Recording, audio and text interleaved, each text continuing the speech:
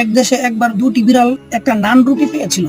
তবে সমস্যা দেখা দিল বন্টনের ক্ষেত্রে। তারা তা বন্টন করার ক্ষেত্রে মতভেদ আর ঝগড়া সৃষ্টি করে। এরপর তারা উভয়ে একমত হলো তারা এই বিষয়ে সিদ্ধান্তের জন্য বানরের কাছে যাবে। বানর তাদের মধ্যে একটি সঠিক সিদ্ধান্ত করে দিবে। বানর রুটিটি প্রথমে দুই ভাগ করলো। এর মধ্যে এক টুকরা বড় ও এক টুকরা ছোট হয়ে গেল। বানর যেন ইচ্ছা করেই এমনটি করলো। বানর রুটির দুটি টুকরা পাল্লাই তুললো। তখন দেখা গেল এক পাল্লা অপর পাল্লা থেকে ভারী হয়ে গেছে। এরপর সে বড় টুকরা থেকে এক কামড় বেশ খানিকটা খেয়ে ফেললো। ফলে অপর টুকরাও ছোট হয়ে গেল। আবার সে এগুলোকে এক পাল্লায় রাখলো।